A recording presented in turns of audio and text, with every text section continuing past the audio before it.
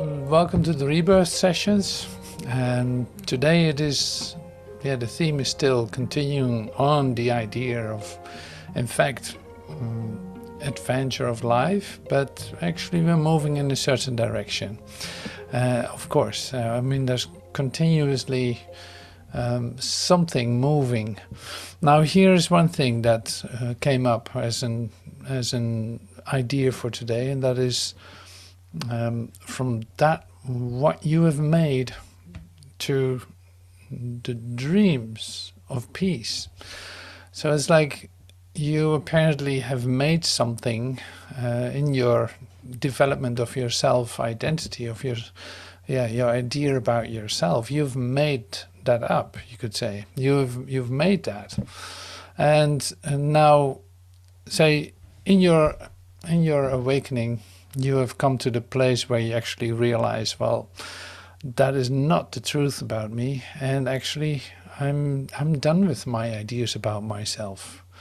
Now this part is essential, of course, to come to this stage of consciousness. Like I'm done with my ideas. There's no juice in it for me.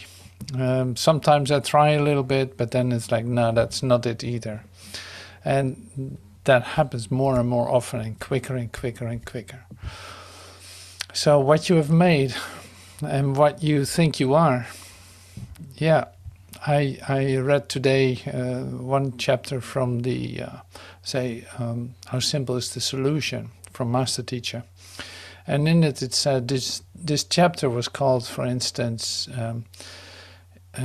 History is You. So it's like everything that you think about yourself is a past idea.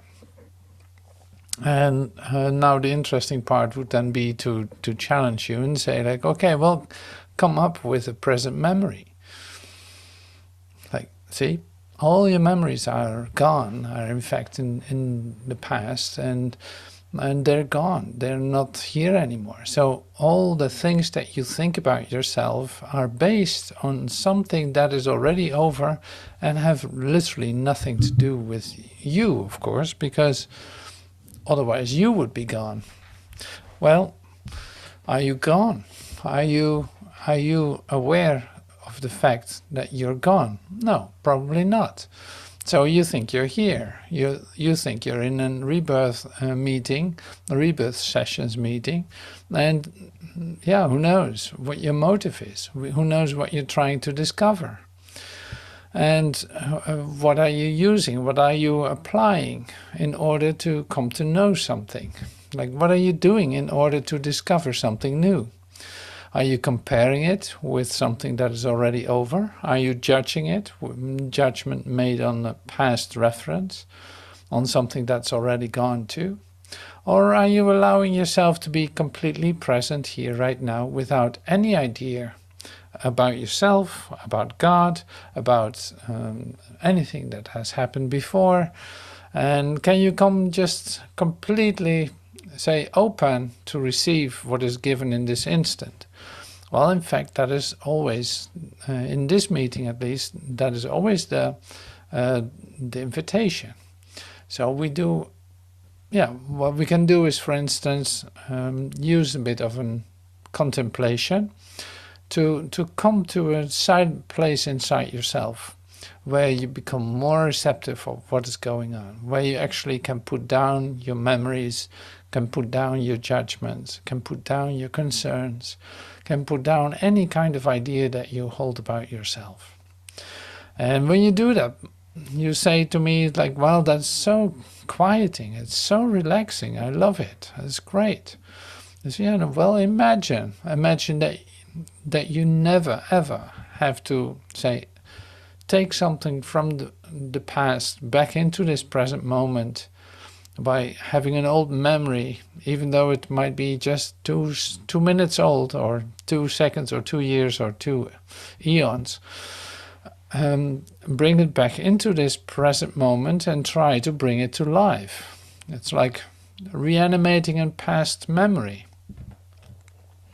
Well, you're busy doing that, but it's not going to happen. Like, it's not going to avail you anything. It is not going to work, in other words. So the past is gone, and you represent that. You, as you know yourself, represent that. So you give up your being a representative of yourself, you could say. That's also being said in many ways, of course. It's like there's a consciousness, right? Consciousness literally embodies everything. Now here's you with your past ideas about yourself as a superficial part of your consciousness, bubbling at the surface, having ideas about yesterday and tomorrow, and having ideas about yourself. But that's, like I said, it's just on the surface of your consciousness. So if you sink in a little deeper into your consciousness, there's perfect communication. The only thing that you have to do is, in fact, seeing that, oh yeah, I'm always, like, my natural thing for me is to hold on to something that's already over. I don't know how to not do that, but I do not want to do that any longer. I need help with that. Now this is, in fact, the start of a good contemplation. You let go of that, and you don't know how to do that, so you ask for help in doing so. Like if there's a whole universe out there, which is your consciousness, and you would be focusing only on this little superficial part of it that you hold on to as if it is you, yeah, then that asks for change, because there is more, of course. There's always more. And you want to taste that. You want to experience that in this present moment. Now, today we have some help from Joel Goldsmith. We use some text from the parenthesis. I seem to be using that book a lot, just because it's practical. It's helpful. So I came up with one contemplation in the text of Joel, and that's what I would like to share with you and use as a contemplation. So it's very much like, in a very practical way, useful. So it's the made contemplation, as I call it. Now I gotta go back to number 7. Yeah, here it is.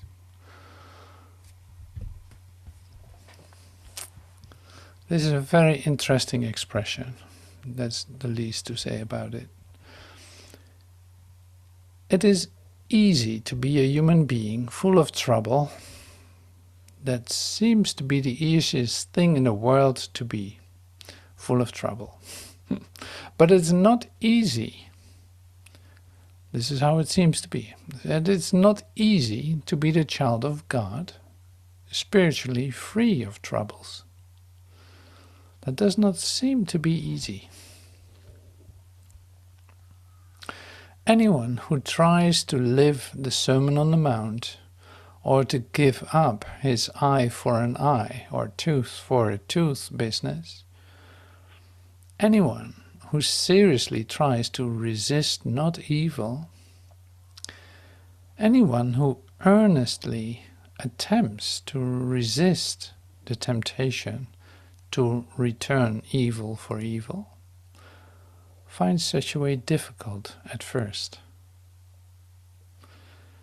So anyone who tries to live the Sermon on the Mount, or to give up his eye for an eye, like Sermon on the Mount would then be, love your brother as yourself, love God with all of your heart.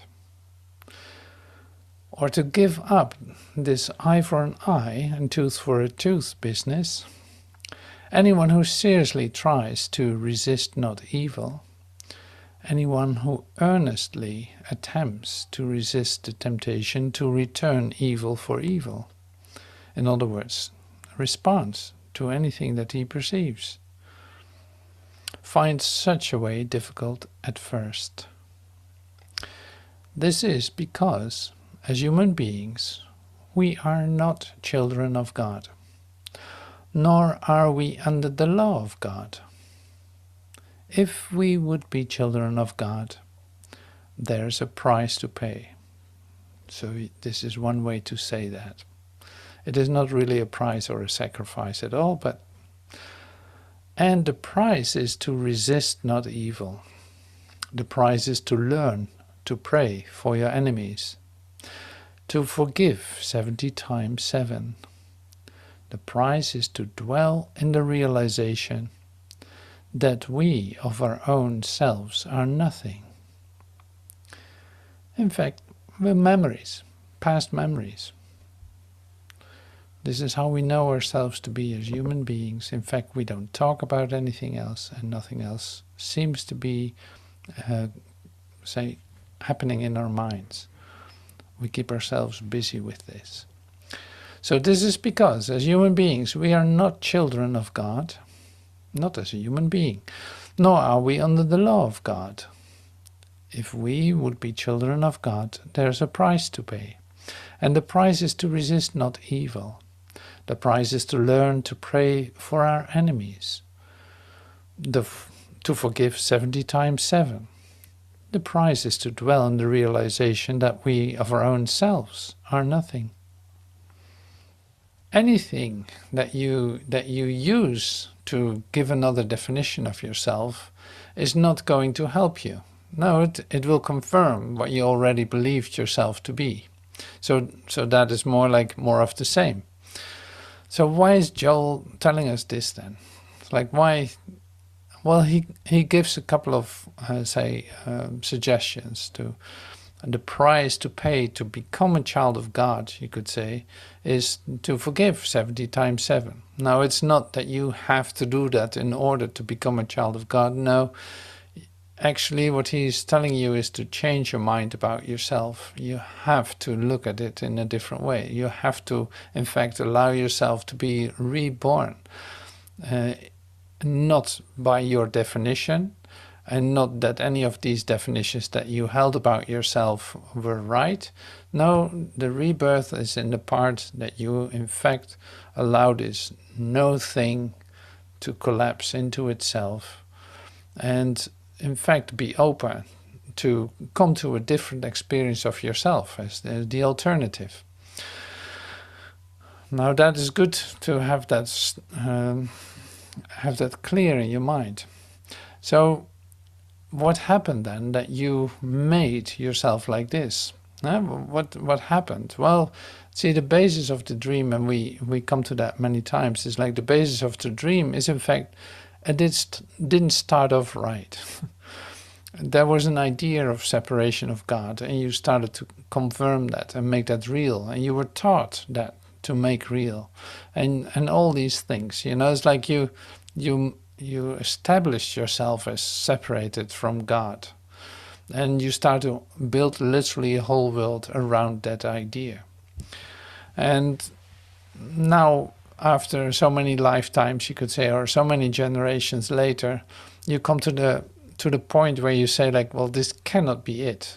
This has never fulfilled, and it never will. Like, it's still as meaningless and as hopeless, you could say, and I still don't experience the perfection and happiness that I know myself to be, and there is something wrong in my experience of myself. And something wrong, I mean, actually, like, apparently my ideas about myself cannot bring me to the truth of me. Like, they're literally in the way. So I'm defining myself as what I see myself as, but that never can be who I truly am. And the main reason for that is, of course, that all the descriptions, all the comparisons, all the analysis that you do, all the discoveries that you make have in fact to do with the idea that it's past. It's over. It's all comparisons made in the past from past ideas. And literally that becomes the whole embodiment of you as you know yourself. And you start to adjust to it and live with it and recognize it and, in fact, maintain it. In the meantime, denying what you truly are while you're searching for it. So here's then what we came up with in the previous episode too, is like, well, there's a way out of this. Of course, like there's a way out of this. But you cannot come up with that, because literally the representation of ideas that you carry with you are all, say, fear-based or past-based. They're based on ideas that are already over, that are gone. So that cannot bring you anywhere. Now, another way of looking at this, which is also really beautiful, I think, is this. It's like, since you have put everything in a timeline, it seems like this timeline is real. But in reality, it's like what you are is how you were created. That has happened, right? Like, you are created by God, but not the way that you think you are. Like, that was all past based. No, how you are created is in a perfect way. And a perfect way is all inclusive, is a literal, say, manifestation of oneness, all inclusiveness. Now, this all-inclusiveness doesn't have to be made. That exists, that is always there. You cannot lose it. It is the essence of you, not as you know yourself right now, or as you can give a definition of yourself, but that is in you. In fact, what we're doing, if you want to use time in a certain way, is we're actually looking back at how you return back to oneness, how that occurred, what helped you with that. Like, in fact, all situations that are occurring in your day-to-day affairs, all this is literally like the possibility or the invitation to see this anew, to use it, in fact, to recognize, no, that cannot be it. No, that cannot be it. No, that is not it. Because it is past, I'm perceiving it, it is over. No, that's not it. So as soon as I have one investment in something that I see and think will make me complete, whether that's a person, whether that's a situation, whether that are circumstances or anything, if I think that something outside of me can make me whole, I know it's not going to be it. Now, everything that you experience in your daily life, any need that you perceive, is based on that idea, and only occurs for you to see, oh no, I'm not going to let me be tempted by the idea that something can make me complete. No, that cannot be it. There must be I can come to my alternative. It would be now. It's like in my awakening I discover, no, there's a perfection that already exists. I want to connect with that right now. So then it's like, the next part in this then is, you are accustomed to your definitions of yourself, or you would not be here. Like, you still value them and validate them. Otherwise you would not be here. And then you would be rejoicing in the love of God, as your natural inheritance is. So apparently you are valuing certain aspects here that you think make you complete. And that's why you seem to be bound to them, or seem to be enjoying them, or seem to be, but still it's like the formula will never work in the end, because it is like you're trying to do something that has no real substance to it. Now there's a reason why you keep doing that, and this is where we actually come to now, which is the idea of you're accustomed to darkness, you're accustomed to death, you could say, to temporalness, to a finite idea of yourself, because that definition of yourself is a finite definition. It will stop one day, because it is related to this thing that seems to be over at a certain point. It seems to get older, it seems to be able to die, and all this. So it's like, this is the main figure in your dream, and you got to deal with it. You got to use it for some time, and then it will be obliterated, it will be gone, it will disappear. So here's then the thing, it's like that, that part of you, that definition of you, is in fact you're holding on to an idea of darkness. In other words, apparently you feel safe in that. To a certain extent you feel safe. At least you know what you have, you could say. You know what you have will not, cannot be taken away immediately, hopefully. A real certainty it is not a real security, but it isn't like a pragmatic formula for now. And then you see the next part. In fact, the fear to let light shine upon this darkness and all the ingredients that you've put in your little room, into your little space, that you hold for yourself as something that is yours, that you have used as idols, you could say, that you have used as say parts that complete you, and in all kinds of ways, family life, spouse, relationships, you fill in the blank, it's like, all your toys, you could say, all the things that you have used to entertain yourself here and make your life, what you call your life, complete. But that was all based on the past, so that's not a real security. So the thing is then, you actually are afraid to let the light shine upon it and see it for what it is, literally, and see that it is not even there. Like that is what is going to happen when you let the light shine on it. It disappears like the snow for the sun. Like what has no substance has no reality. So it cannot be it.